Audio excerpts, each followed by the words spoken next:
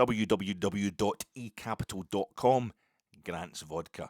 3 changes to the starting 11 from the Genk game.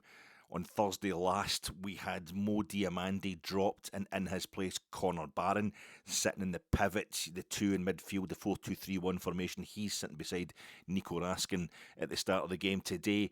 Yusuf Chermite up front, he was dropped, and Bojan Majowski comes back in to be our striker, and Oliver Antman, he comes in wide right to replace Mikey Moore. Now, Diamande, he's suspended obviously for the game against Graz this coming Thursday in the Europa League, but he wasn't suspended today. So is that a bold move?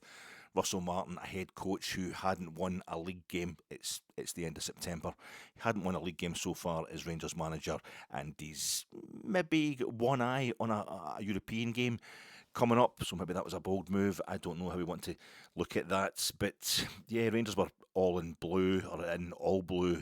Livi were in their classic kind of gold kit, but with a lot of black on it as well. You need to be really rich and have super expensive material and a really fancy cut to make it work if it's all gold. Gold socks, gold shorts, gold top, as it was Livingston the last time they were in the top flight. So it's nice to see them back to. I might be wrong here, but for me, I immediately started thinking about the kit they wore when they came into the top flight for the first time, making it as if they experiment to move Meadowbank Thistle and change their name and ruin their entire history and bring them miles away from Meadowbank Stadium to a brand new stadium in West Lothian. That experiment had worked. They were in the top flight, but what was that? The turn of the millennium, the early 2000s. It seemed to be that kind of kit they were wearing. Maybe it's a reprise of that kit, but it just looks really good when they got the solid black on the fold on the socks, the gold socks, the black shorts with the kind of gold trim, the gold top, but with a lovely, really nice touch, the black chest band going across the way. It just nice matte finish to the kit as well. Looked really, really good. It's Borussia Dortmund have probably worn a kit like that at some point in their history with a black band across it, but it's that whole kind of all gold on its own is really difficult to pull off. But black and gold or black and yellow is classic. It's Dynamo Dresden, Alemannia Aachen, Borussia Dortmund. As I say, it's a really, really, really nice look, the Livingston kit today. So that pleased me, actually, seeing Livingston looking so good. And then there's John Beaton. He was all in black. And the sweat must have been right down his crack as he was kind of jogging about in that hunched, crouched style of his. It's very much like the demeanour of the fella James Forrest, who plays for Celtic, but the sun was absolutely belting down there. The new knot grass in the Livingston pitch looked resplendent. The new knot grass looked lush. It was less kind of wet lavatory bath mat in depth, and the bog roll brush, the actual bog roll kind of bounce to it. So it was looking quite good. Logic cybersecurity, NordVPN, and the communal memory, of a football support, the kind of shared history of any fan base. It's signposted by highs and lows that are emblazoned in your recollections and visuals. The mise en scène is the first thing that you remember when you think about a game where your team secured the league title, or the last game of a particular manager, a tragic result that he had. It was just one tragic result too many, and that was him. That was him gone. Today, Almondvale, the home of the Set Fair Arena, is a place where Steven Gerrard all but secured 55. That it took us into the denouement, that 1-0 win we had against Livingston. I think we ended up playing them 3 times at Almondvale that season. 2020, 2021, the stadiums are closed to the spectators because of COVID, because of lockdown. But it was that midweek, that night, where we just needed just that wee final push over the edge to give us proper belief that it was kind of, we're on the downhill run towards the title. The title was just going to fall into our laps after that, and it was a struggle, a real struggle. We were pounding and pounding, we get better and better as the game went on, and finally fashioned. What a goal we fashioned. Ends up with a tap-in, I think, for Alfredo. But we were sumptuous that night in our attitude and our demeanour, and it was almost a perfect bookend to what had happened. The Dolly Menga game, one of the first run of domestic away games that Steven Gerrard just couldn't win in his first season as Rangers manager, and that was maybe a low point for him, only equalled perhaps by that loss to Hearts at Tynecastle in the Scottish Cup, followed up by the midweek loss to Hamilton at home in the league. But that was a real low point for him, so it was lovely to do that today. But Russell Martin at the stadium known by more sponsors' names than any other stadium in Scotland had to continue the hard sell. He's got to continue the hard sell. The only significant thing that could happen for him today was the sack. That was he wasn't going to win any league titles. He's still trying to sell his vision. He was wearing specs in Friday's presser with Sky Sports. First time I've seen him wearing specs at Russell Martin. So specs and Friday he was wearing spec savers on the officials sleeves, and it's Vision Express's arrival for Specsavers, and it's a vision we want to see expressed. We want to express the vision that you have for this team, Russell. We've still really to see it. The first 2 minutes we won a corner. In the 12th minute, absolutely beautiful. It was John Suter. That high line, he's pressed right up, maybe only like 2 or 3 yards inside his own half, dead centre of the pitch, centre half, and he fires the ball straight to the feet of Nico Raskin, one of our midfielders, who flicks it on in one deft move over the top of the Livingston defence, right into the run of Bojan Majowski, who's going straight through the middle. Our striker at centre half, boom, midfielder, boom, striker on the penalty spot, and he fluffs it, does by Majowski. It goes right over the bar. But I think that's what it's they're compressing the whole pitch like Arrigo Sacchi's Milan when they used to do their shadow training, and he would just have them moving to position. And there's no opposition on the park, just to train them to how to compress the pitch. That Milan team of the late 80s and the early 90s under Arrigo Sacchi and then Fabio Capello, that's what we're looking like there. But in between that second minute corner that we won and the 12th minute chance for Majowski, between times it was a strange kind of shed that sits on the top of the Livingston main stand, cast a kind of chimney stack shaped shadow on the new fake grass to remind us of imminent winter. It seemed like the summer of our discontent. Russell Martin's tactical shifts and personnel upheaval would finally be over, that this would have to be his last day in office, as Livingston won corners and pushed up on us and caused Jack Butland, all in grey, Jack Butland today, cost him more irritation than the sun in his eyes at kickouts and the acres of green plastic between him and his nearest blue colleague as Livingston took it to Russell Martin's high line and ensured the ball was in our half far more often than theirs. Final one standing, William Hill. It continued like this, the game. Livingston basically kind of dominating it in their own particular way up until the 23rd minute when we scored.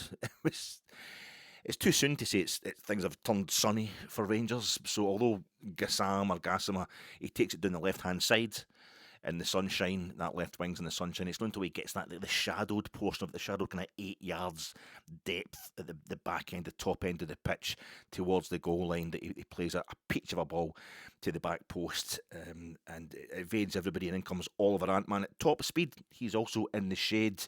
He keeps it in and he crosses it back in one beautiful kind of piece of pace, poise and balance to the 6 yard line of the 6 yard box, where our captain ensured with a brilliant hitch kick that he scored 3 times as many league goals as any other player in this Rangers team this season at that point in time anyway.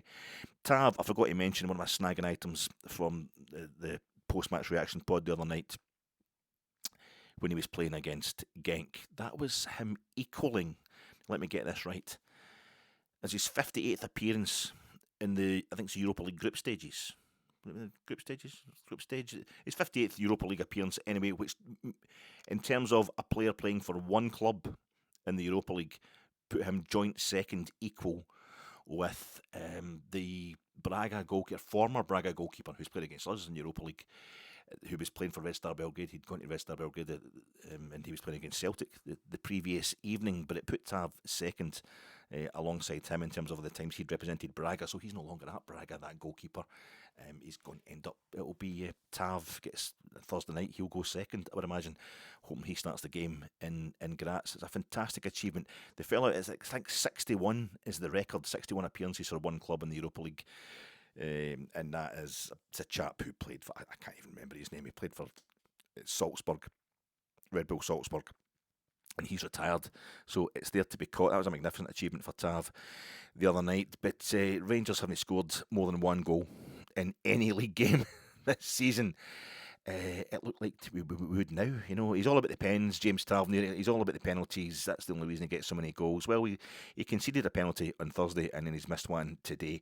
But we're on the attack again. As soon as we scored that goal, Tav, a brilliant overhead kick. It really was fantastic. It's spectacular, the stuff Tav does. I think that's his 5th goal against Livingston. But in the last, we're on the attack again. Instantly after scoring that goal, we get a head of steam is up. We've got energy. We look dangerous. We win another corner, and we're trying the Tav Tiraskin of Hibs at Ibrox last Saturday night fame. Stevie May was obviously watching that game, and he knows what's going to happen here. He knows Nico Raskin is going to go, but he can't mark him up. He can't stop it. This move where tiny Nico Raskin, runs towards the front post area, like when I used to play for AT Mise in the Larsen District Sunday League, and Gordon Patterson, who was the financial controller, he would send the ball to the front post. Oh, look, aye, and I would hit the post, hit the bar. I think I scored once, but we always went really close with it. But Nico Raskin is going to go, and Stevie May grabs his shot. Down he goes. Neil McCann. That's not a penalty in my book. He's just a bit of a shot tug. Why do professionals do it? Why do ex-pros do this? I love Ali McCoist. I love Neil McCann. And I've told you far too. Unibet. I've told you far too many times. Look1977.com. Greg Bigham. Accidental Repair Centre. I've told you too many times during the course of these podcasts why I love the two of them, so I'll not bore you with it again. But for me, that's not a pen. We can have a discussion. Let's have a discussion, a separate wee chat about how the rules have changed in football and how you think some of those rule changes aren't any good. But constantly, pundits are confusing what they want the rules to be with what the rules are. And when it comes to major decisions like that, you need to talk about what the rules are. What you want the rules to be is an incidental at that point in time. It was a penalty. He's clearly having his shirt held by Stevie May, was Nico Raskin, and a clear shot pull. It's a penalty, and Tav goes kind of down the middle. I think he's trying to do a kind of quick, hard Panenka, and the Livingston goalkeeper, all in olive green, he dives to the side, but he puts his foot in the air like Orville, just sticking up one of his wee feet as he falls off Keith Harris's knee at Blackpool at the end of the pier. But he saves it, and the ball goes over the bar, and you're like, yeah, we're just not going to get 2 goals in the league this season. We're not going to score 2 goals in a game in the league. We keep pounding, we keep hammering away at it. Ant-Man has a shot. We've got a corner, and Derek Cornelius, he flicks out a leg at the back post under the cover of John Souttar's huge agricultural looking face.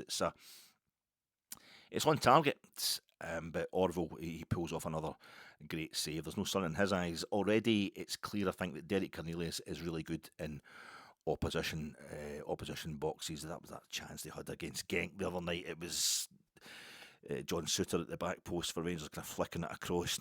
Cornelius was going to come in. They're obviously working something here, but he's really good in the opposition box. At corners, at set pieces, is Derek Cornelius, and then from a Tav free kick on the right hand side to the same back post area, he has another league goal chalked off after the goal he had chalked off against Hearts. This time it looks like it was pretty much correct to be chalked off. Handball, because the ball goes into the back of the net. Handball, or was it offside, or maybe both? I did see the handball eventually. It's Neil McCann, just seemed to be, yeah, I definitely see that. To me, it just kept looking like it hit his chest. It hit his kind of sides as well when his arms were down there, but it looked perfectly natural. It was like a bit of control, and then he drop kick volleys it into the bottom corner. But everybody else was like, oh no, that's just going to get ruled out. That's definitely a free kick for handball. I think it was offside as well.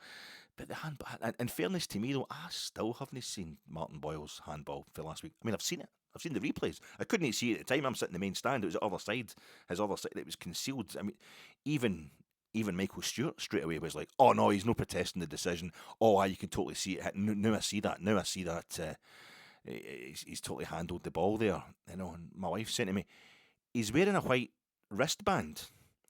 That's to show you where his hand. I still can't see it. I can't conceive how the ball's hit his hand. I've got a real problem with handballs. Thus, why I'm a top VAR at the SFA. But I couldn't see it. But it was 4 minutes of injury time.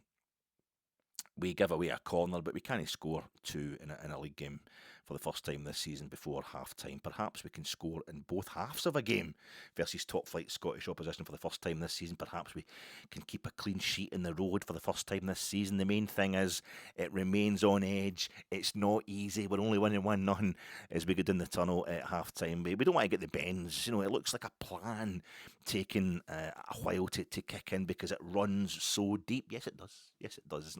If we went out there and we're 3-0, 4-0 up at half-time, that's we're off the rails. We've lost the plan. It's obviously you can get too far ahead of yourself. You want to just move slowly enough that you're dragging the learning along with you and it's bedding in. Second half starts. There's no substitutes. Magoma takes one to the dish early on. Our little left back, him and is it Smith, who's the outside right for Livingston, are having a real kind of physical set two for the whole game, which the two of them seem to be quite enjoying. Lots of handshakes in between hard tackles and all that. I'm thinking, this doesn't look good. It looks too like kind of look at us being footballers. Livi self-storage, carling. The 51st minute, Livi, they get a good ball in behind, but Stevie May's too busy trying to get a penalty off Big Soapy to get to the ball. There's not a lot happening for us or them, really, but usually start well in the second half because Russell Martin, he gets them in at half time and he calms them down and reminds them what they're trying to do. But this time we're winning. That's what we're trying to do. So maybe they didn't need reminding, but they come out in the second half and just didn't really exist. The 58th minute, there's a bad Tav free kick, isn't held by Orville, and the Livingston goal is has to punch it because the sun's in his eyes. He has to punch it in much the same way Keith Harris's fist was in his other. It was boring. The second half at this point, it was boring.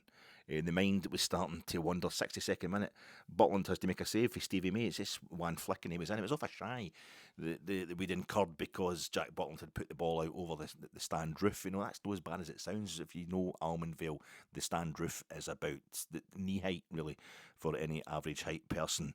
But he'd cleared the ball and we just weren't marking up. It was just a kind of they've shied the ball to somebody who flicked it. And that's it. Stevie May's in and he's curling one towards the back post in JD Gassam style. It goes, but he saves it anyway. Does Jack Butland? We look like we're kind of mentally coasting on a 1-goal lead again. Just this criminal negligence. We'll be doing this since we come back into top flight. We've gone 1 goal up. That's it. Game's done, really, innit? Fans don't think that. For some reason, the players have been changing the whole time. It's like Rangers taking a 1-goal lead is the worst thing that happens to Rangers domestically, in the league in particular. It's the worst thing that happens to us as we go in front. That's what last Saturday against Hibs is a League Cup, obviously, but it's another top flight Scottish opponent. That's the ideal scenario. We've scored 2 goals, before we even know what we're doing, and that's it. It's done without us having to trip over it like we always do. The whole problem with us going 1 goal up. In the 65th minute, Stevie May comes in on the other side of the box, and he can't quite find a teammate, but opponents will regroup if you do not put them away. Again, Rangers, sorry. It's just fucking 68th minute, that's the equalise. Livingston equalise. It's a goal. It's been coming. It's so totally obvious. It's been coming. It's been painfully obvious, woefully obvious. Stevie May has started kind of knocking it from the right wing to the left. He's drifting into acres of space constantly and doing whatever he wants. We're making him look like Iniesta, the way Stevie May is just stroking the ball about the park and pulling the strings. Because he just gets so much of the ball. In the corner that they score from, we just quite happily stand aside and let Livingston work it to an angle that suits them. They've got a left-footed fella comes over to the right-hand side. He's not the one taking the corner. We've only got Magoma out there trying to mark up 2 guys at a corner. So obviously they just pass between each other to the guys. These kind of facing almost square on the box. And there's Mo Salah's big, baldy, unmissable head at the back post, standing right on the 6-yard line. Where Tav, the exact spot almost where Tav had his overhead kick, except moved more towards the back post, actually. He can't miss when the guy just fires it. The fellow who's crossing the ball can't miss Mo Salah's head, and Mo Salah's just can't stop scoring. He can't do anything to stop himself scoring. It's just so instinctive. It's so easy. It's just I don't know the thing. See me, right? See me. See you and see guys like you, see you folk like you and women like you, people like you. You're the same. It's even the same age as me. The same age as me. You do that thing, that middle-aged thing, that kind of old-age thing where you will do your dinger about stuff, but you'll make sure it's stuff that you know about, or you've got enough to, but you might not actually know about it, but you've got enough garbage in your head, enough minutiae, enough kind of patter to back up your whole. But I don't care, for example, NASA or that space mission that they're going to go and walk on the dark side of the moon. I've not spent the last however many decades giving it. Why don't they send them to walk on the dark side of the moon? No, wait a minute. No, Jim, wait a minute. Listen, hear me out here. They've been on the light side of the moon, right? I've seen that. Neil Armstrong, Buzz Aldrin, all that kind of. I've seen all that, right? We know about that. But see that dark side of the moon? It does, man. Not why the hell, because if somebody explains to me why, there'll be somebody who knows, but I don't know anything about space travel or NASA or rockets or moons, and I don't know. I don't even listen to the Pink Floyd album. So I don't get into arguments about that. I'll get into arguments about the Michael Mann movie Heat from 1995 because I know the script inside out. I know the actors. I know the stuff. I'm still clueless about it compared to Michael Mann himself, the guy who made the movie. I don't know the first thing about photography and all that. I can back up my bullshit. So why Russell Martin? Maybe it's because he's not 40 until, I think, is it January? He's 40 in a few months. Anyway, he's not yet 40. Maybe he's just too young. Maybe he's not kind of hit, like 40 is the start of middle age. I don't know. But he's a centre-half to trade. He was a central defender to trade. He's just a fucking footballer. To allow our non-defending at free kicks, at set pieces, just generally through the game, the goals we are conceding, why does it not personally devastate him? Why is he not out there on the pitch? I remember at Livingston, on the plastic at Livingston, the last time I was at the Almondvale Stadium, the League Cup quarter-final, that we beat Livingston 1-0. But Lyndon Dykes had given the big thing with Hollander a really hard time. Like, Hollander, obviously useless, isn't he? But he'd given him a really hard time that night. And Steven Gerrard's out on the park. I'm thinking, that's pretty humiliating, Stevie. You've taken that too far. That's maybe a bad thing for this. Hollander might end up being a rubbish player for us if you're going to humiliate him like that. But he goes out in the park and hods him there at full time. Or was it half time? Out on the park in front of everybody. And Steven Gerrard, a midfielder, is coaching Hollander on how he should win high balls against Lyndon Dykes. And you think, why, surely as a centre-half yourself, somebody who played centre-half, you would think, but he can't set up a defence. He can't set up a defence. That's what the Southampton podders warned us about. That's what the Swansea podders warned us about. And the Martin, get the fuck. It started the chants, Martin, get the fuck out of our club. Get out of our club, Russell Martin. Get out of our club. And I have to admit, I did laugh when the Livingston fans started. We want you to stay. We want you to stay, Russell Martin. We want you to stay. But that's two phenomena, two horrible, funny moments. There's a reversal of what had happened a few weeks ago against Hearts, when the Hearts fans started to taunt and we sacked in the morning, you're getting sacked in the morning, and the Rangers support joined in. And we took it to the next level, volume-wise and sincerity-wise. And that day, it's a horrible situation, but it all turned so quickly because we just didn't engage with the second half, and you're sitting there and you can watching it and you can see it coming because you've seen it coming so many times before. But also the defending, the poor defending, it's set pieces in particular is horrendous. Derek Cornelius kind of injures himself around about the 70th or 71st minute when the manager has decided, or the head coach has decided he's going to make a triple substitution. I think Mikey Moore was supposed to be coming on at that point, but Max Aarons comes on so Tav can go into centre-half. I hope Cornelius is all right for Thursday night, but so Tav can come on, can move into centre-half. Max Aarons comes on. Fellow Asgard, Thelonious Gerard Asgard, he wasn't great today at all, but he goes off, so Chermiti can come on, so we'll get two strikers. And Oliver Antman goes off, and Rothwell comes on. So he can go in beside Raskin, or let Raskin push up or whatever. Joe Rothwell, our new number 6, he comes on. It is zero effect for the next 10 minutes. We look a bit busier, but we're not really getting anything done at all. And in the 81st minute, Mikey Moore comes on for Magoma. That's an outside right coming on for a left back, and Bajrami comes on for Connor Barron. So you've got a kind of sitting midfielder going off, and Bajrami attacking midfielder coming on. The shape, I've no idea. The formation, I've no idea. Who knows? It was just Paisley all over again. This thing of just get everybody forward, just lump it and chase after it. I think pile on. SpeedyHire.com. Taylor Roofs. SpeedyHire.com. Is that removals? Is that removals? Because Livingston's a guy who might need. Mikey Millen, apparently according to Ian Crocker, has our first shot on goal since the 40th minute, and they make Mills come on in the 81st minute, so say it was the 82nd minute. We're looking at, well, I mean, there was 4 minutes of injury time at the end of the first half, so 44, 45, say half of a game since we've had a shot on goal. It's the plan. It all will be, if shot on target, it's a shot on target, let's be honest. All will be revealed. Russell Martin's plan absolutely happening. We can't score twice in the league. We can't keep an away clean sheet. It's not happening at all. There's 8 minutes of injury time announced. As the roof sheds, shadow stretches further across the pitch. Winter is coming. Shade, darkness enshrouds. Label 5, corners and shies. We're getting more of them through desperation. I think Majowski puts it on Rothwell's head that the keeper turns it over the bar. One Livi break and we're dead. We're piling on top of them. So if any kind of intelligence at all from Livingston as they play the ball out or clear the ball, if they can turn it into a pass up the park, they're probably going to split us in two. Tab was falling over himself at one point as well, and he's supposed to be centre half, but he's up in midfield. It's just, and I'm just starting to think, we're not really getting anywhere. There's a bit of huffing and puffing going on, but it just looks desperate. I'm just starting to think, is he going to blame Tav's penalty miss?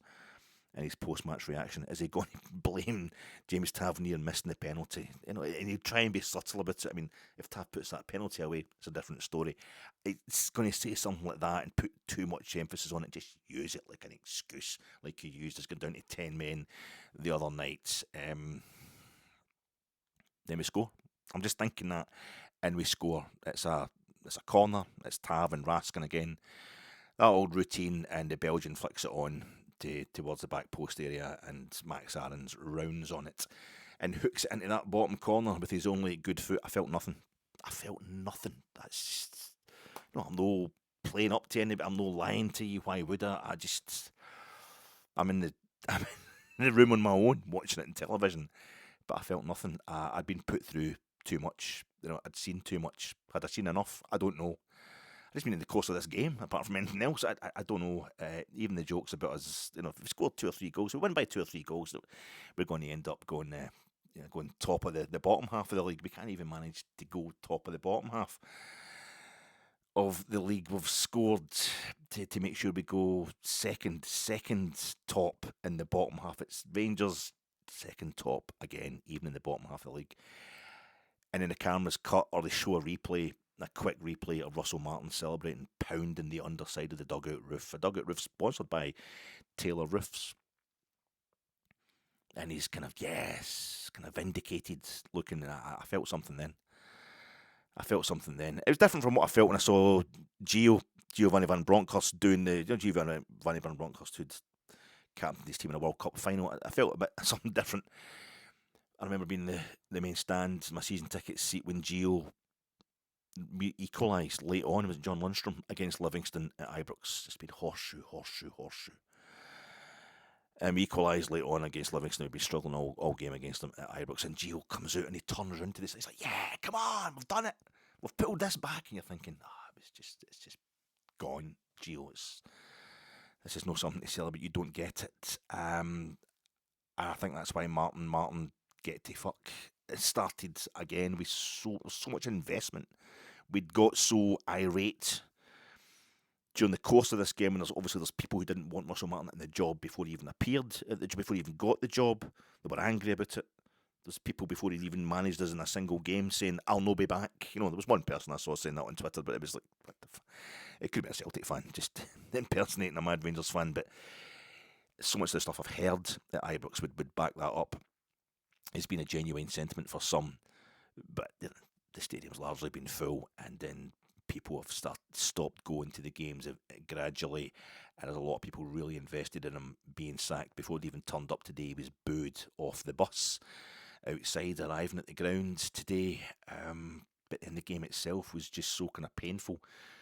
It was so brutal watching us. We watched so much rubbish today alone. I don't know, just people weren't ready to celebrate. It had been removed from them. The capacity for joy had been temporarily removed. But hello, the Billy Boys briefly got a little airing, and sometimes that's, I don't know, it kind of mixed with Martin get to fucking, it's the Billy Boys comes out, it's been coming out since, once in a blue moon, since 2012, since our time in the low. I feel as if we want the vindication. It's in moments of toxic vindication. It's in moments of, I don't know, Neil Lennon's Hibs is coming back to be beating them when he was up to his antics on the touchline. We were beating them for the first time since we'd lost the Scottish Cup final to them, I think. I've heard it just a few times, just maybe once a season tops, since we went into the lower leagues, since everything that happened in 2012. So I don't know if that was half of the crowd, half of the Rangers crowd, and we've got three sides of the stadium at Almondvale. I'm watching it on telly, I don't know if we saw it, we've got half the main stand as well. But the vast majority of the crowd at Almondvale, and I don't know if that was people feeling, oh, we've scored a late winner. You know, it's like the world is watching us and the world hates us. We'll have some of that. You know, we've just done something that's going to piss you off. Have some of that watching Celtic fans or whatever. And it doesn't even matter the day. Or if it was just, we want Martin gone, so let's sing another song of hate for the hate we feel for Russell Martin. I don't know if it's the Rangers fans who are just celebrating Rangers scoring a win of the day and genuinely feeling it. It was a turning moment. I don't think it was that many in the ground who felt like that. But it all kind of melted together and became Ibroxonia, and I felt myself tearing up. But it's a really sentimental song anyway, but it's been painful. It's been emotional. It's been brutal, and I've been sticking up for Russell Martin. And I just kind of lost it the other night after that game against Genk. It's actually a strange game to lose it over, but I lost my faith then, just temporarily, I hope, you know, in this. But I wasn't celebrating. Had Russell Martin not celebrated, then it would have been worse, maybe. In terms of his motivation, if you can't even celebrate a last-minute winner, you know, the guy's not even wanting to be a success, or is it worse that he sees that, you know, 4 minutes into injury time, getting a winner at Livingston for your first league win of the season at your sixth attempt, is it worse that he sees that as something to celebrate? It's a league win before October. You know, it's late enough, so bloody late, to look like the perfect timing for a plan that was always supposed to be a slow start and bring lots and lots of pain. It was supposed to be a slow start. This is what happened at Southampton. This is all the things that the Swansea podders, the Southampton podders were telling us, and I have to repeat it every single pod. This Rangers podder, you know, if I am that, has to mention it as well every time, because I'm just reassuring myself that it was supposed to be a slow start. It was supposed to be pain, and if he's bringing the level of change that we want him to, then it makes sense it would be like that. So to go into October without a win in the league would be too much for a club the size of Rangers. Taking it right up to the end of September, taking it right into the 94th minute of the game, the last game you've got in September, to record your first domestic away win, to record your first away win of any kind, to record your first league win. Maybe that is just perfect timing. He knows it's going to turn round. He knows it's going to start getting better, as it did at Swansea for him, as it did at Southampton for him. It is part of the plan. Maybe that's why he's celebrating. I don't know, but I felt so sorry for Max Aarons because of how I wasn't reacting. He doesn't know. He can't hear me. He doesn't know what I'm getting up to in my house on my own, very much not getting off my sofa when he's banged in that winner, that dramatic winner along the M8 a bit. It's I think what happened in Bruges, his post-match interview, young Max, is what happened in Bruges. I'm getting myself sent off there. It's clearly hurt the boy. He feels bad about it. You know, the young lad, should I say. He's probably got a wee lift from watching Mo Diamandi selling the jerseys against another Belgian club in Europe in midweek.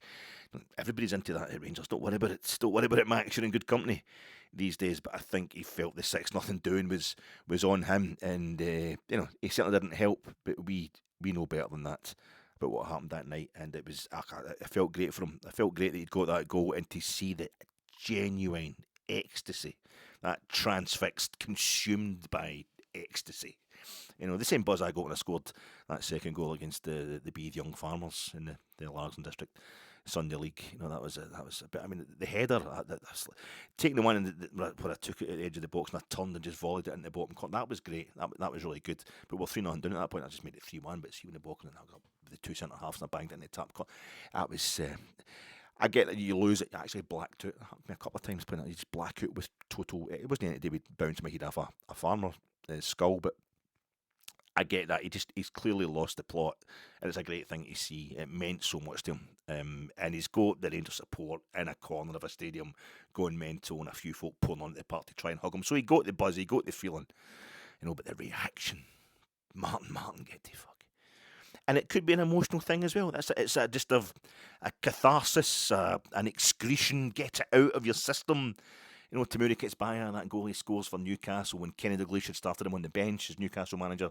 Kenny Dow had started him on the bench, and Kitsbaya was really he'd had enough. It was doing his nut, and he was raging. He comes on and he scores the winner, or scored anyway. And he just goes and instead of celebrating with a big smile, he just goes and boots 7 shades. He puts his foot through the advertising hoarding. Maybe it's that kind of thing from the Rangers support today. Just Martin, get the fuck. Just get this whole stage of the beginning of your plan. It's been so brutal. Can you just get that to fuck? Can you get just using your name as shorthand just to get it out of our systems and we can move on? It can be an ugly thing, football supporting. It's a lot of shorthand goes on, but this inability to push on and make a 1-goal lead, a 2-goal lead has been there for years longer than Russell Martin. So has Tav and Nico, and they continue to have the big moments to themselves in games. I don't even know what that means, but more shots on target, more shots on goal, and a bigger XG today. The slow overhaul continues at a pace. Kirkton Flooring Limited, John Heaney Electrical, AAA Coaches, Progressive Waste Solutions. Russell Martin post-match, he was clearly psyched. He was psyched, Russell Martin, in his post-match interview with Luke Shanley on Sky today. I haven't seen the press conference yet. I'll watch that after this. Well, yeah, that's good to know. Thanks for telling us. What the fuck? Don't worry, folks. I'll be watching that after this. Just tell Russell Martin not to get too comfortable because I will be watching that. But nobody cares. Nobody cares. But he's clearly psyched about that today. The way Steven Gerrard was psyched, famously, when he put a camera in his face going towards the corner of Rangers supporters at Parkhead after his first win at Parkhead as Rangers manager. It's so at odds with how we're feeling as a support that he needs to qualify it or caveat it. That kind of level of enthusiasm post-match. We're brilliant in the first half. That first half today and against Hibs last week, that's 2 best performances. That's not a good thing. That's true, but it's not a good thing. Those are domestically your 2 best performances. You need to kind of understand our definition of brilliant as a support. It's maybe a cultural thing, but there was no caveats to his enthusiasm post-match. He threw in details of what had gone wrong, but his tone wasn't caveated at all. This was a major victory for him. I want him to be like a project manager. Yes, he's managing the project. I want him to be cool and kind of okay, right, guys, good day. We got there eventually, but let's just, let's reboot for the next day. That was need. Or tell us why. Tell us why it's so good. Tell us this is what happened to me at Southampton, what happened at Swansea. This is the moment it turns. It always happens. I suppose he kind of declared that because then he's setting himself up for a fall. But he loves the togetherness and the spirit of the team and how hard they work. And we're not always seeing this as a support, Russell. Or maybe it's a case of we've seen spirit and togetherness of levels that I really don't think you're aware of, Russell. We've seen great players. Rangers have been in a different financial situation over the decades. I've been watching them, and we've just seen some unbelievable stuff. But for you to be so excited about just pulling it out the fire like that to get us up to 8th place in the league, it's a bit disconcerting. But top man, cheers, Luke. Top man, Luke Shanley.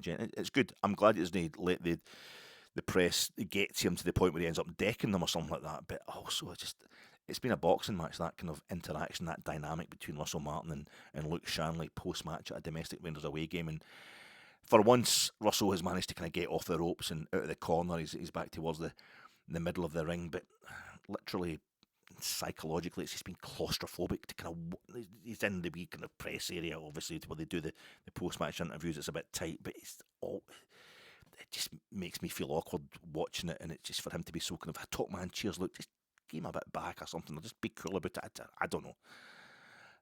Maybe it's just me being an old man. We play Sturm Graz on Thursday. That's our next game. Sturm Graz away. The first time we played Sturm Graz in European competition, we played them at Ibrox. As the group stage of the Champions League, it was the first time we'd scored 5 goals in a Champions League group stage match. It was the first time we'd won a Champions League group stage match by more than 3 goals. You know, that had taken it. That was something worth celebrating. That's an improvement that's worth kind of commemorating and celebrating and getting psyched about. And that was our 5th time in the Champions, our 5th Champions League group stage. And it was 8 years since our first one, kind of 7.5, 8 years since our first one, and it taken us to that long of Champions League group stage football to get that competent that we could slash Sturm Graz. We could thrash them even, slash them as well. 5-0. That's worth celebrating. That's worth, that's the kind of thing it should take us a while to record, that kind of advancement. No wait until the last game of September to record our first league win. So we need to be taking the improvement right back down to the roots, to the foundations. It needs to be a case that it's kind of, we're into the foundations, it's tectonic plate shifting level stuff that Russell Martin's trying to implement that's going to just reap massive, massive dividends, hopefully before the end of this season, but certainly going on for seasons on end, to make it worth being so happy about just managing to beat Livingston by the skin of your teeth. No disrespect to Livingston, but they're just back in the top flight. But it was sunny. Everybody's in t-shirts in the background. It reminded me of pictures I would see. I should grab one of them. One of these old kind of Daily Record book of football type things with its t-shirted fans in the 60s. I would look through these as a kid, and it'd be photographs of Tommy McLean playing, for Rangers against Kilmarnock or something, and in the background, terracing, just off terracing, but summer ones at the start of the season or pre-season friendlies, everybody's just standing the terracing in t-shirts. Everybody's standing at Almondvale today, even though it's all seated, but all kind of blocking it, getting the sun out their eyes and stuff like that. It's just the whole place was bathed in sunshine when the team took to the park. It was bathed in sunshine throughout the game, and it was just splashed, dolloped, coated in sunshine as we come down the tunnel at the end. Let's just pretend it's the start of the season. Let's just pretend that was our first league game of the season, just at the end of the summer, not the right well into autumn and looking towards winter. It has to be the start of Russell Martin's plan working. The Livingston goalkeeper, Jerome Pryor, he was on the bench, a French fella, 30 years old, and he was on the bench for Girondins de Bordeaux, who went through financial troubles, the same as ourselves, the same as Livingston, when I went down to Anfield and a wee pilgrimage, to see Girondins de Bordeaux because they reached the UEFA Cup final. A proud French side, Bordeaux, lovely stadium. Lovely stadium. Their old one, in particular, but I think the last place Scotland scored in the World Cup finals was at Bordeaux's. I think that was Bordeaux's old ground. Was it Parc Les Scours? Have I got that mixed up?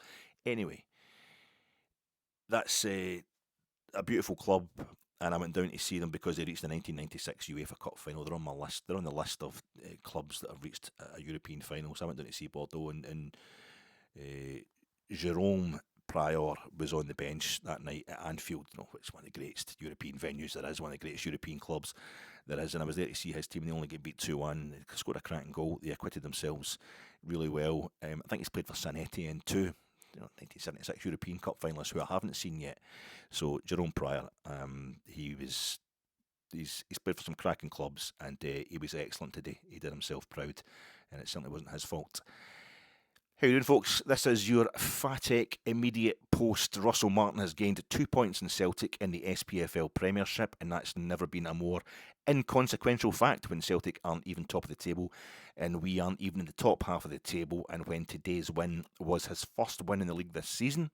in his last match in September, as well as being his first away win in any competition. It's his last match in September, and it was the first time his Rangers team have scored in two halves of a game versus top-flight domestic opposition. The next time we play, it's going to be October, but we hope the real consequence goes much, much deeper. Never mind Raskin, Rothwell, Barron and Diamandi. This win needs to be the pivot. Reaction Pod coming to you in association with Jersnet. Check out Jersnet tonight, 9:30pm Sunday. I'm talking to you. It's by the time you see this, it'll have started. But it's going to be John hosting, I'd imagine. It'll be John, Colin and Stuart Weir. So that's the three OGs. That's a dream lineup there for Jersnet. So get on that. They will have plenty to say about this game today, about Thursday's game against Genk, and about next Thursday's game against Graz, Sturm Graz, I would imagine. So check that out. I'm sponsored by Jersnet, and I'm also sponsored by the City Group, the West Lothian Courier, the Braidwood Motor Company, by Energy Assets, by Tony Macaroni, and by Home of the Set Fair. My name's Alec Anderson. Oh, the night is my world, city light, painted girl. In the day, nothing matters. It's the night time that flatters. In the night, no control. Through the wall, something's breaking. Wearing white as you're walking down the street of my soul.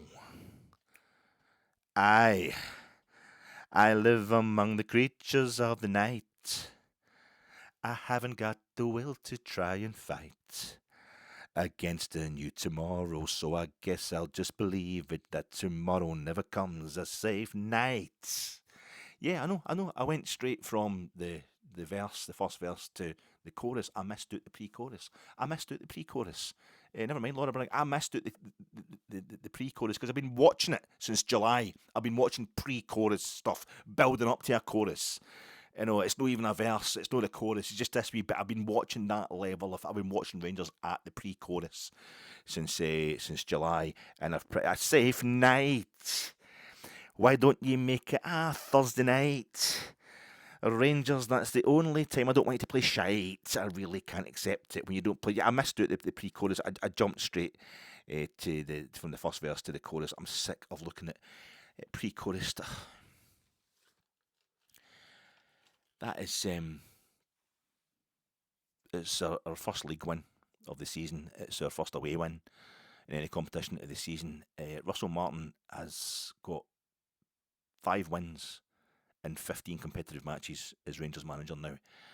He's winning every third game, basically, as Rangers manager.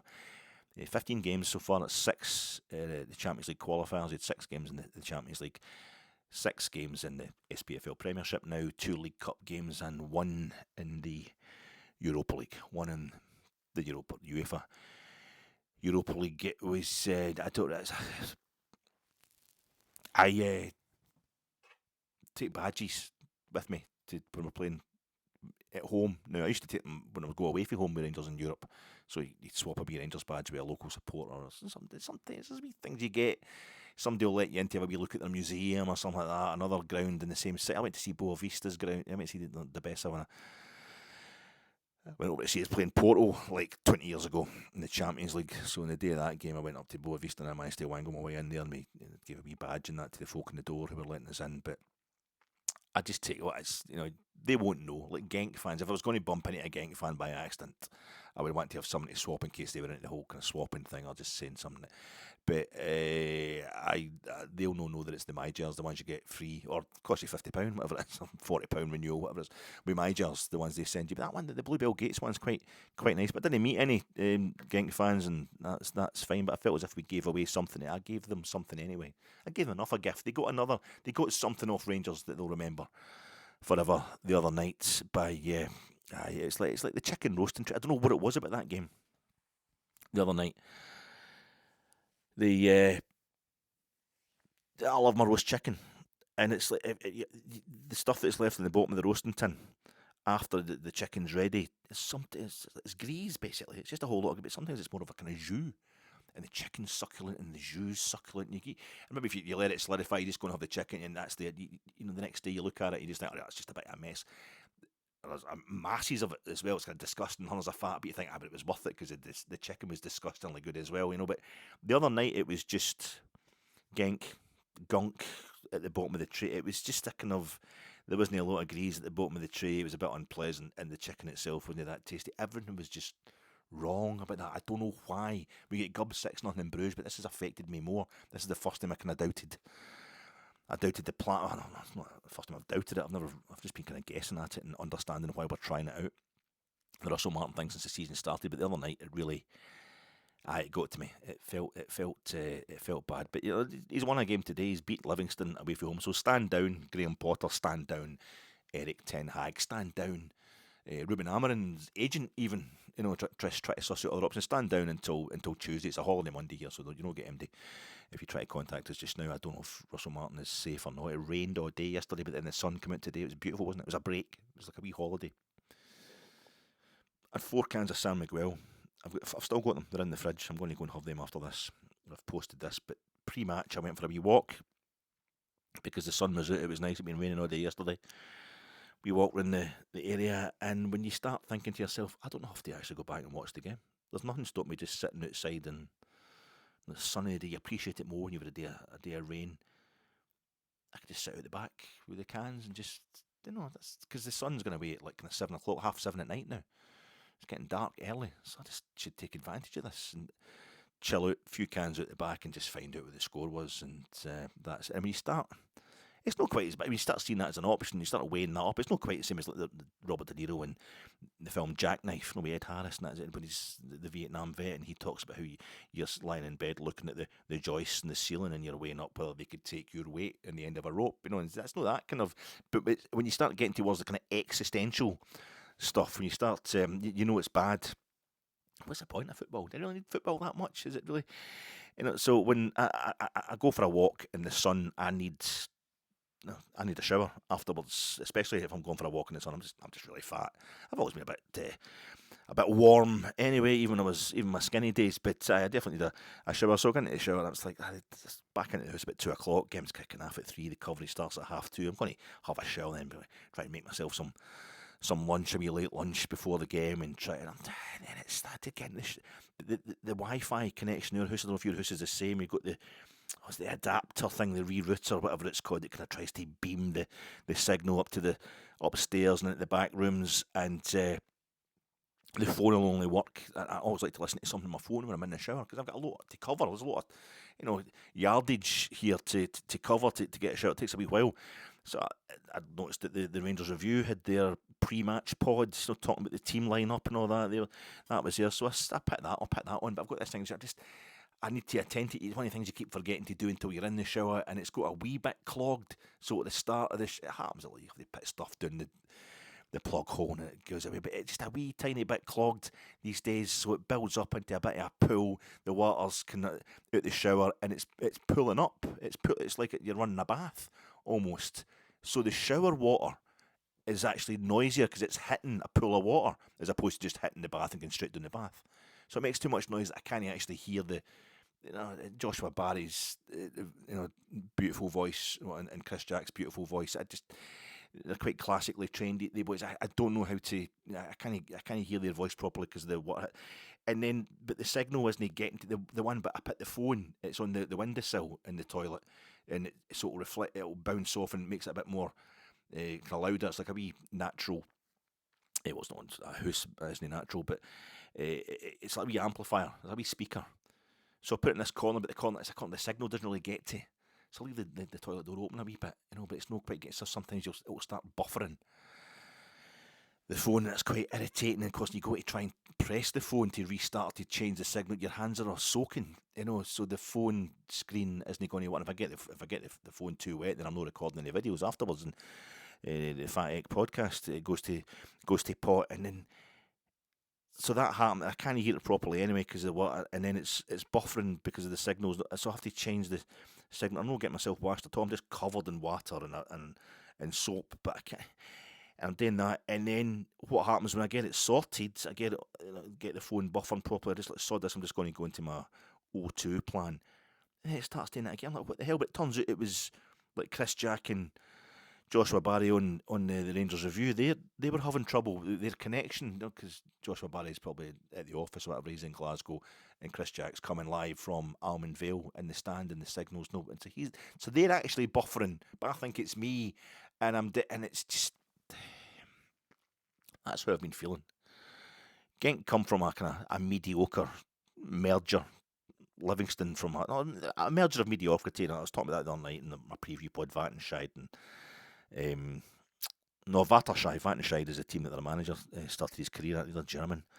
Jesus, Vattenscheid and Winterslag, they weren't really achieving in, so they merged and became Genk. Livingston come from a kind of painful evolution, as per our journey back from 2012, which is still ongoing. We just get to the point where retaining league titles, that's us, we're back. There's lots of bile and casualties. They went from Ferrante Thistle, and then they became Meadowbank Thistle, and then they became basically a works team. Ends up being top flight of Scottish football. They moved through to Livingston. A lot of supporters, a lot of Meadowbank supporters didn't like that, and they, I think, went away and didn't form Edinburgh City, but they put their energy in it. It's Colin McPherson, the photographer for When Saturday Comes, wrote a piece about this. For When Saturday Comes, it's really interesting. I think he'd kind of issued Hibs and Hearts, and certainly the Old Firm. I think he's through in Edinburgh, so I think he'd supported Meadowbank, maybe, or he knew a lot of Meadowbank supporters who would go and watch Meadowbank at the Meadowbank Stadium. I never saw Meadowbank. I never saw us playing them. I know we played them in the League Cup semi-final, which they hosted their leg at Tynecastle, but I never saw that. I never saw Meadowbank Thistle. But I did go to Meadowbank Stadium to see Edinburgh City when the first time they played out of there, but they still had the big massive stand that's no longer there. But I think a lot of Meadowbank fans totally disillusioned when they moved to Livingston, just stayed in the area, and they're basically at the same stadium, and they're now supporting Edinburgh City. So it created a whole lot of kind of bile and all that. And I was watching Liverpool against Man United in the Women's Super League, a wee bit of that before the game today. The totally wicked stadium, St Helens, Rugby League Club St Helens, got twice the capacity of Almondvale. It holds like 18, almost 19,000. And Almondvale's at 9,000, something like that. And it's got two massive terraced ends as well. It's a brand new stadium. It's not brand new, but it's genius. I was there, Almondvale, the first. I don't know what I'm trying to say about that. I think it's because Almondvale hosts the Hibs women's team, and I think it hosts Hibs reserves. There was something going on the day when I was watching that anyway, just thinking, my God, look at that stadium, look at that. We don't have massive terraces in Scotland anymore. What we got? Forfar, that big end at Forfar, we still got the old the home end at Palmerston, Queen of the South. There's just no massive terraces here anymore. And this was two brand spanking new. I think it's because it was Liverpool women. You're thinking there's two cops they've got there, even though it's St Helens at the rugby. It's still listed Livingston's. I was there in 1999 for the first time, not seeing Rangers, but seeing them playing St Mirren in the Championship at the time. I was trying to do all the grounds in Scotland I thought I might not get to do watching Rangers. Hilarious. But they had one stand missing. There was a stand missing from the end. St Mirren beating them 2-1 in the Championship. I sat there, I was like, this ground will be great when it's finished. This shit takes time. The pitch, it was grass at first at Livingston. It's new. Now it's still listed as an artificial surface in their Wikipedia page, so it's no Deso Grassmaster or anything like that. It's a hated surface, Livingston's pitch, but it's what keeps a great community facility. And I think they hire it from the council. Livingston, it's what allows so many teams to play on it. Hibs reserves, the Hibs women's team. Rangers hate this stadium, even under Warburton.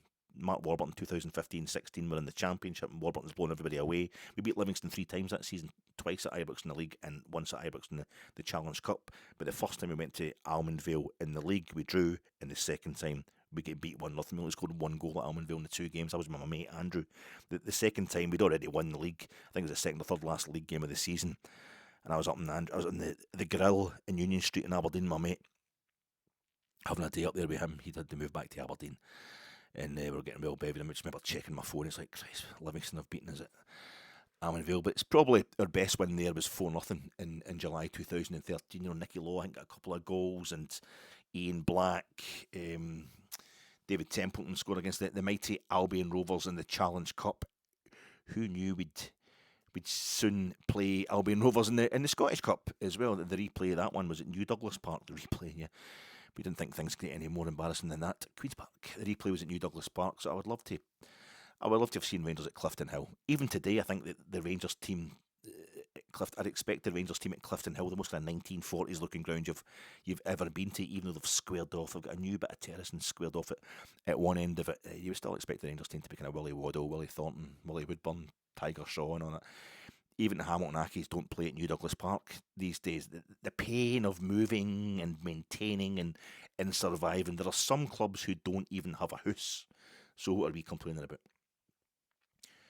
Who are we to turn our noses up at a late winner at Almondvale? The end of their journey, these teams, is a shallow as a Peak District reservoir in July, rake in 4 stands that they can call their own under variously embarrassing sponsors' names. The end of our journey is going to be title after title after treble after treble. Hang in there, folks, like a toddler who's bored of the flight to Disneyland. It's no a real plight. It's no a real plight at all. We can hang in there for that. Will he stay? Will Russell Martin stay? I don't know. You can imagine him still getting sacked despite that today. You saw Patrick Stewart and Kevin Thelwell, the close-up of the two of them sitting in the main stand. They will have come off the same bus, I would imagine. The same team bus. Are they on that bus as well? Maybe they're too posh for that, I don't know. But they would have, if they had, they would have heard the manager being booed into the stadium by his own supporters at an away ground as well. That's just. But he's kind of like, it reminds me of he's such a nice guy, Russell Martin. He means well. He's a guru. I know people think he's arrogant, and I don't think so. But it reminds me of the various things I've seen about James Taylor, you've got a friend in me. James Taylor, the kind of West Coast folk singer. And I remember just watching this one, and I'd seen bits of James Taylor. It's not like, I know we're a director of James Taylor, but it's not that guy. But I remember watching various things about him on the telly, and thinking that's James Taylor. He's one of the really kind of meek, mild. I've got a wispy little moustache, and you can, although it's 1971, you can see my long hair's going to already get male pattern baldness. I'm eventually going to have no hair, and they haven't invented the ZX Spectrum yet, so that's the only reason I come out of my bedroom and went into clubs to sing little delicate songs about how shy I am and how nice I am. And you think that's like, and I don't know what it was. He'd been on tour. It was somebody else that were talking to about him.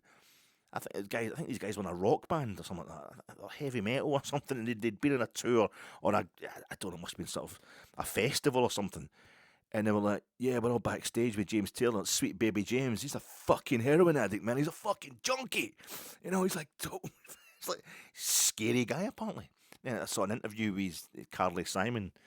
He was married to Carly Simon at one point, and she was saying, she called him, he was a poly addict. He was particularly addicted to alcohol, heroin, cocaine, and pot. And I'm thinking, the word particularly is really kind of skewing that a bit, but that's everything. That is everything.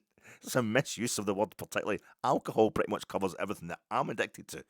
And the kind of intoxicants anyway, although, a good bit of roast chicken can be quite intoxicating as well, and also bad for your heart, so it amounts to the same thing.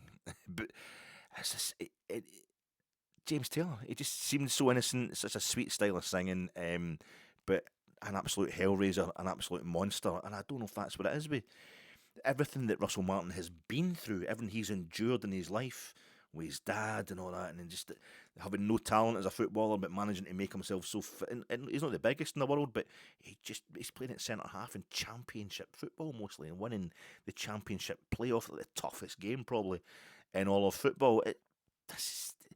He's a monster of a guy, but he comes across, I think he's so, because he's such inner strength, he doesn't want to be somebody who's been horrible, outwardly horrible. He's stronger than that.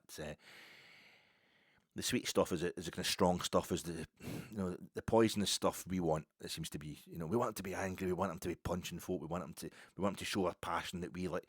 But I think the most vicious, kind of strong, brutally violent thing I've ever seen in my life is Mike Tyson. Mike Tyson in the ring is just the best boxer I've ever seen in my life. Absolutely unbelievable. And he's got that little voice. He's got that little kind of squeaky voice. That's apparently why he became a boxer, because folk would take the piss out of his voice when he was young, and he'd have to leather them. But was his job even in doubt today, Russell Martin? If we dropped points, if we'd lost the game, was his job even? I don't know. As him winning, I don't know if that's secured his job either. We're going to have to find out in the next few days. I was watching a film last night. Sorry, I don't. My point there is about, don't get confused by the fact that he's got a floppy hairdo and he likes to talk about Eastern philosophy, but he doesn't. He doesn't like to talk about it. In fact, he's really embarrassed about it. He has tried Buddhism to help his breathing. He is a vegan, but my God, that's not having the strength to be that. And it's the guys in the dressing room that are giving, oh, women, whoa, shagging, whoa, oh, having a bit of a scrap. I like to go gambling. They're no strong. They're just a cliche. Russell Martin's getting into these dressing rooms, championship stuff, non-league stuff he started in. And the film last night, dream scenario. I watched it on Prime. It's quite fun. Nicolas Cage, a couple of years ago. Nicolas Cage character is a kind of old, baldy, tenured professor. It's basically me, really, really boring, kind of small-minded anorak. And he wears an anorak for most of the film. But he starts appearing in everybody's dreams. Everybody starts dreaming about him, and he does nothing. At first, he's doing nothing in their dreams. He's just kind of useless, But latterly, as the dreams, as people keep dreaming about him, like the whole world, basically, the whole of America is dreaming about him, having him in his dream. Or are they? That's the whole thing. But they start wanting him kind of out their dreams, and he starts getting a bit dark. And in their dreams, he starts doing really horrible stuff, and he starts doing horrible stuff to them. And folk can't get to sleep, and they're getting traumatized, and they start taking it out on him. They want him gone.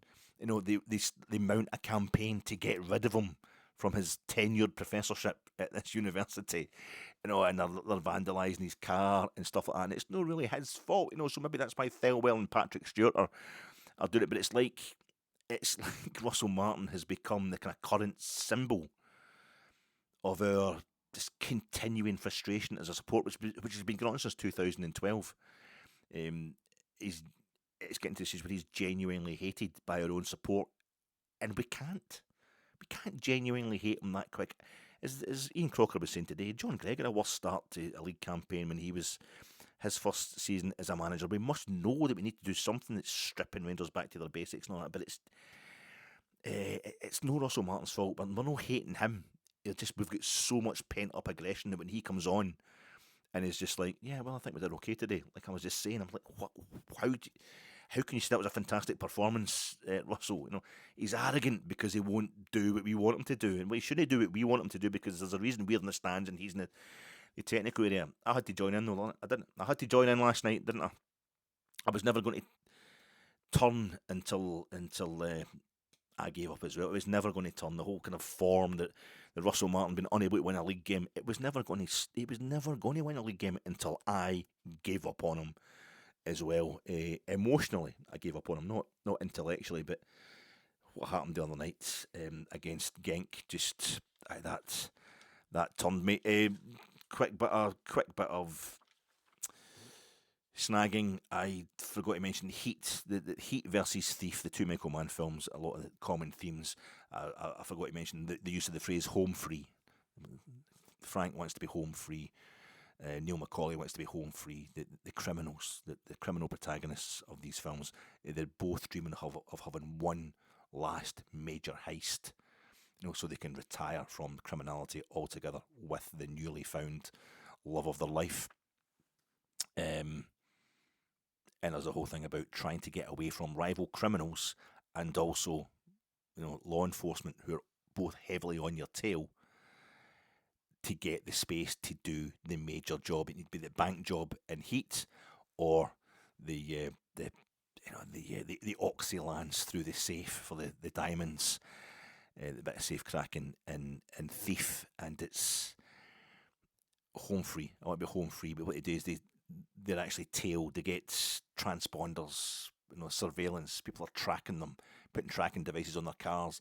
And the line from Heat, they've dropped all our surveillance. Yeah, the transponders get put on a bus to San Clemente. You just hear that phrase in Heat. They're explaining how Neil's crew just dropped all their surveillance.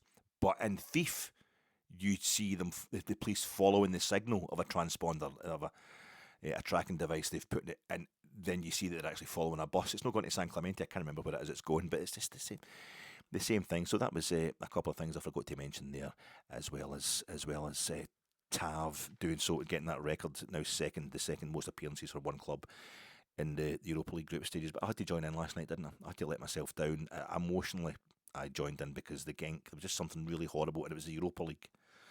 Doing it to us in the Europa League, and I explained that in my preview pod last night. We can mess up in the league, we can mess up in the League Cup, we can mess up in the Scottish Cup. I've seen all that before. Nobody's expecting us to do anything other than get pumped in the Champions League these days, just the financial thing the way it is. But the Europa League's our thing. Don't mess with my Europa League. Don't mess with the Europa League, Russell. But it was never going to turn. The league form was never going to turn until I gave up too emotionally, if not intellectually. But my intellect is so limited as to not really count for much anyway. What's the point of me saying the owners are here to break the support? And this is what I've had this theory. I've been saying it all season. You know, it doesn't matter. This is what it's all about. This is the plan. This is the long-term plan. It's all part of it. The owners are here to kind of break the support and rebuild us in trust of their presence. And Russell Martin is here to break the squad. Tav, Raskin, Dio, can't help thinking of a major clique in the dressing room. And he's going to break that squad and he's going to rebuild it in his image. But if I myself, an actual season ticket wielding Rangers supporter, have not yet been broken, then, well, I'm holding the project back until I too experience that moment of personal hatred of Russell Martin, not just kind of seriously doubting Russell Martin. I did that when he first got the job, but to make it personal. Until I did that as well, I was actually holding back the whole project. The whole Hollywood story arc demands Russell Martin is a man alone and is castigated, censured, totally outcast before swinging it all round so dramatically that we utterly adore him and completely believe in his ways with the zeal of converts ashamed of their past sinful ignorance. I went for the specs, didn't I? I went for his specs. I taunted him for wearing specs in his interview on Sky Sports on Friday with Luke Shanley at Auchenhowie. I think, is it a disguise? Is he trying to look more intellectual? Jesus Christ, Alec. He get booed coming off the bus today, and the first thing I thought was, if you can't respect the man, at least respect the office. That's a Rangers manager. You're booing the office of Rangers manager or Rangers head coach. Let him know that we don't like the way things are going other ways. You don't boo the Rangers manager off the coach into an away stadium to manage your team. And I thought, well, what are you doing last night, Alec? You're on a podcast having a go at him for wearing his specs while I'm wearing my own specs. You know, you might have noticed I wear specs. His uncle in the pub, he had to work in a pub cleaning toilets and playing non-league. If his whole family situation got too much and just the way he'd been brought up and at the start of his career, and it was his uncle, there was no academy football or anything like that for him, and it was his uncle who owned the pub who had to say, I don't know if he's filling a form out or something, his uncle had to say to him, you're short-sighted, or whatever, you're obviously needing to go for an eye test. I don't think he probably even knew that this was a thing you could just do regularly, go for an eye test for free, and he set him up with that, and he found out he'd actually needed contact lenses, he needed specs as well, and I'm taking the piss out of that last night, scummy. But I went there. So now that's me done my bit. Now let's have Russell Martin take us there to the top of the bottom six. Come on. It's nice when your team does the talking for you, isn't it? It's a holiday weekend, troops, and your ears deserve it more than any other part of your body right now. They've bled for this verbose pod over the last few months. Endless ambulance chasers, avoidance tactics, so much kind of silver foil sprayed through the sky to confuse the enemy radar. But Rangers won a league game today. Enjoy your holiday weekend, folks.